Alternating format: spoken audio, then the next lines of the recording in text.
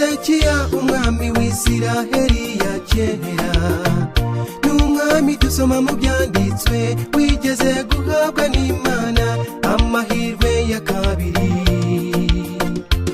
Oh, amahirwe ya kabiri, umva ngo Imana iguhaye amahirwe ya kabiri. Iyo nsomye amateka y'uyu mugabo wa kera, ahura neza n'ibi bihe turimo. Imana yaramubwiye ndetse ku mugaragaro ngo ategure ubuzima bwe apfe. Hezekiya aratakamba asaba Imana ngo imuhe andi mahirwe yo kubaho ye gupfa icyo gihe. Mureke mbabwire natwe Imana yaraje iratuburira ku mugaragaro yuko iri hafi guhagarika byose burundu. Ikimenyetso cya Hezekiya wa mwami cyadutumweho binyuze mu cyorezo Covid, maze haba agahe ko gucecekesha isi yose. Ubwo wenda bayituye tubashe kumva rya jwi rituburira kwitegura imperuka itagitinze. Amahirwe ya kabiri jye nawe twarayahawe,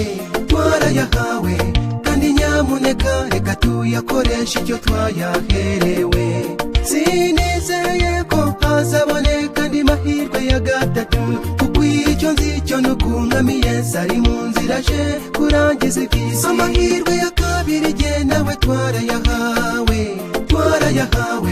kandi nyamuneka reka tuyakoreshe icyo twayaherewe. Sinizeye ko hazaboneka andi mahirwe ya gatatu, kuko icyo nzicyo nuko umwami Yesu ari mu nzira aje kurangiza iby'isi.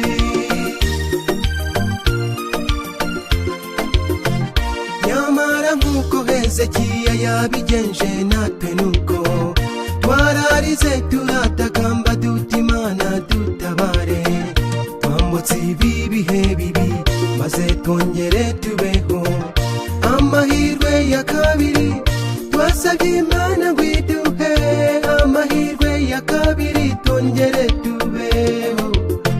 Imana ni nyambabazi kandi yumva amasengesho, ni Imana itima amahirwe ya kabiri. Gusa hari ikintera ubwoba, cyumve nawe ukibaze kandi ukisubize. Ese nyuma yo guhabwa ayo mahirwe ya kabiri ufite iyihe migambi nshuti yanjye? Waba se uraho utekereza wihutira gusohoza bya bibi wari utarasohoza? Mbega kaga, uko n'umwami Hezekiya niko yabigenje. Nyuma yo kwibonera ya mahirwe ya kabiri, yahise yimura Uwiteka mu mibereho ye, maze ya mahirwe ya kabiri amuhindukira umuvumo. Ya nshuti ntibikatubeho, oya. Amahirwe ya kabiri jye nawe twarayahawe, kandi nyamuneka reka tuyakoreshe icyo twayaherewe.